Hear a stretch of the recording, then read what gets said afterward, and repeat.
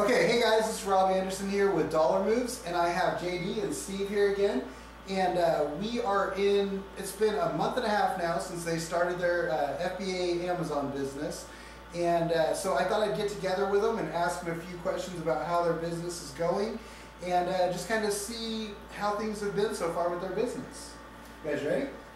Sure. All right. So in our first video that we covered, we got you guys setting up your business. We did your signing up with Amazon and getting your assumed business name and all that. And I think I ended up figuring out the time, and it was like about maybe 45 minutes to an hour total that it took to do all that. And your next step was to get your checking account, your business checking account. And I was wondering, how long did that take you about to do it, to get your business checking? I think we were there for about an hour with all the, kind of chit chat and stuff about what was gonna be included with our account and all that stuff, signing all the forms and stuff. So. Okay, and then after that, that was pretty much all you had to do to be rock and roll. And you guys were in business at that point. It was like full on. So yeah, that's pretty cool. So about an hour, you said, and about an hour here. So 2 hours, and you guys had a business going. Yeah. Yeah. Okay, so I know you guys know this last couple of weeks I've been working on putting all my information from 2011 into the basic e-cell system because I had a crappy Excel thing that was not right. So I took all my information and put it into that thing this last 2 weeks. And I know you guys were the first to actually use that. What do you think of that so far? It's been really good.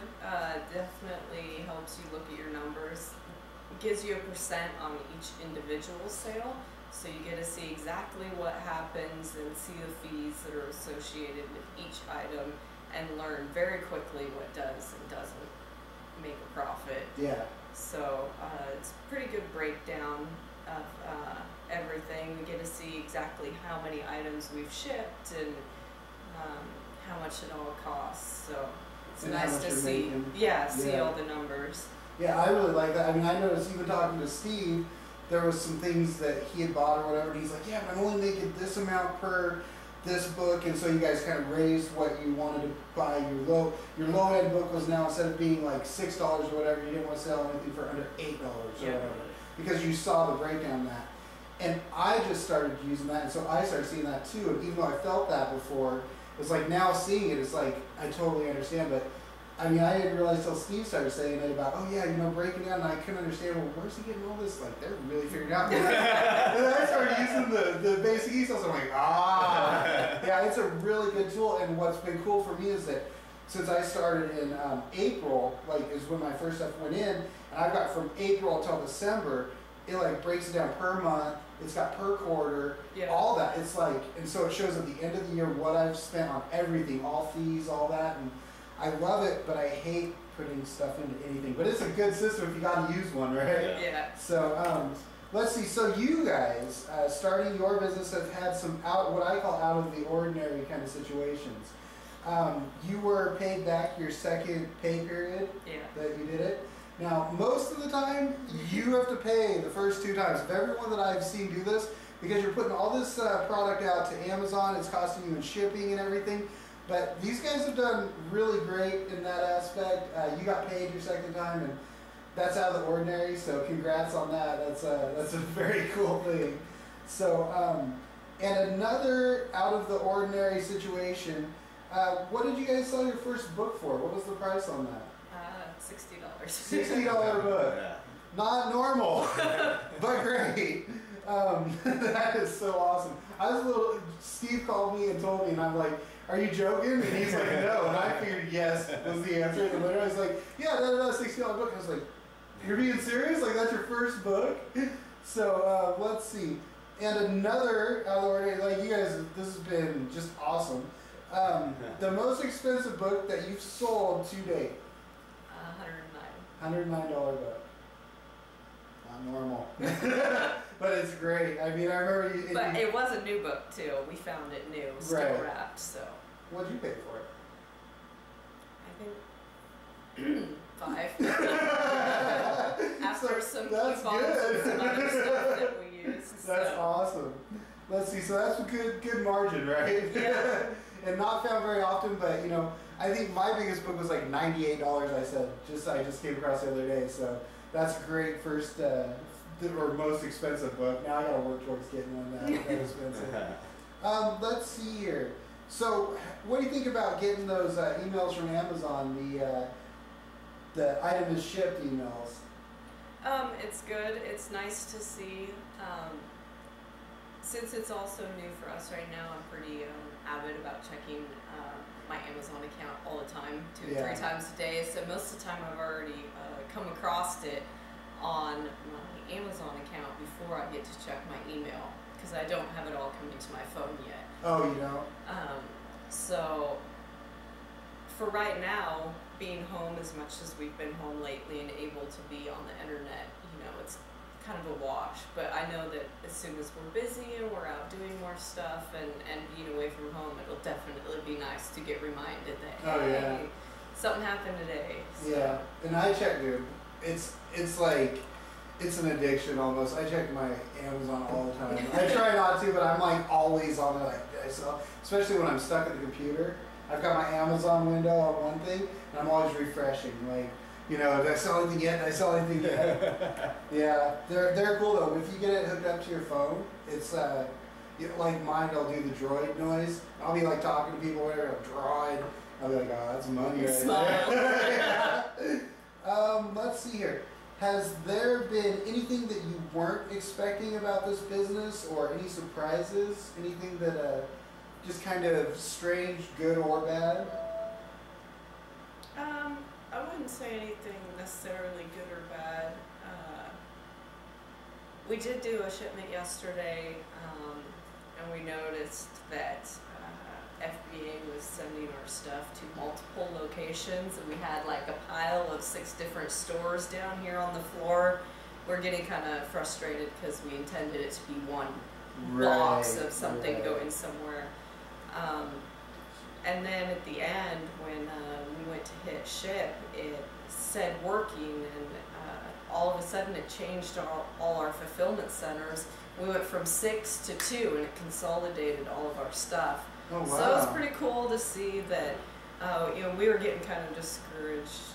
We've only done like 2 boxes of toys, so it was a little frustrating. You know, we didn't have very much markup, and it was giving us a bunch of places that we were going to have to mail stuff, which cuts into your profit, and you got to pay shipping. So that was something, and we kind of, this is the first time we've had it do that. On books, it's been pretty stable. So.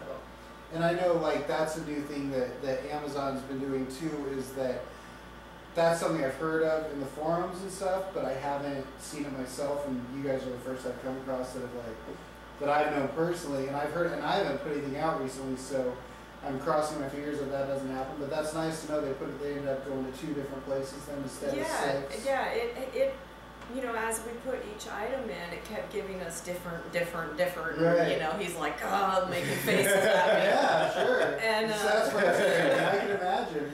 Because you're hoping for one. Yeah. One big box or 2 boxes. We bought a certain amount of toys with a box size in mind that we were trying to make one shipment out of. And but then at the end, when we hit ship, it brought up the little working logo. And it took it a minute, and all of a sudden, in the background, you know, because it's kind of faded out a little bit, I see that a bunch of them changed. Oh, wow. So that was pretty cool. Wow, and it ended up being 2 spots instead of 6. Yeah, that's way better. Because I couldn't even imagine, like, you'd have to have small boxes. And luckily, I have a bunch from just stuff sent to me, but I just sit there going, 6? Wow, that would be...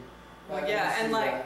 You know, one of them was two little toys that were this big, and it weighs 1 pound together, and then that costs, you know, $3, $4, $5, whatever. You take that off of those 2 toys, and it doesn't make anything. We thought we was going to have to just hold on to them until you got more. Yeah. Because you couldn't just send 2 And I've done that before, where it's like, you got one thing they want you to send over here, because someone at Amazon listed it wrong or whatever. Yeah. And so they want one thing, so I'll be like, okay, that one thing's staying at home until I get some more things that are going there. Exactly. Has there been anything else? Anything that just that you maybe as you're going along, oh wow, this is this is weird, or I wasn't expecting this kind of thing? Actually, there was. We had 2 books that we bought.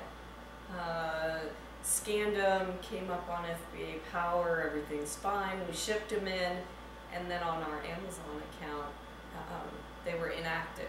Oh, And I went through and not knowing what I'm doing, I've kind of played here and there trying to figure stuff out. They weren't listed under books. Yeah, that's what I was talking about. I've had that before. One was listed under automotive because it was a Chilton or something like yeah, that? a manual. And one ended up being under health and beauty, or I can't remember what the exact name of the category was, but it was about vitamins and supplements and stuff. Right. So we had 2 books that we weren't allowed to sell. And actually I ended up calling Amazon and talking to them, and I got a really great lady on the phone. We must have been on the phone for over an hour together. Oh, wow. And she was talking to FBA and going back and forth, and I had some joyful hold music for a while. But she was really nice, and she got it straightened out, and they actually took the Haynes manual and they changed it on Amazon. Anybody who had that, they changed the category and made it books, so I could sell it. That's great that they did that. And same with the other book? Yeah, same with the other book. It was actually a little, like I said, I don't quite understand everything she was saying to me, but it was listed in the health, and then it was listed in books. So last I checked, they were still trying to work on merging them together. So because it was the same ISBN, it was the same everything, just somebody had put it in a different spot. Multiple listings sometimes. Yeah. That's the one problem with Amazon. You know, the people put it in before you.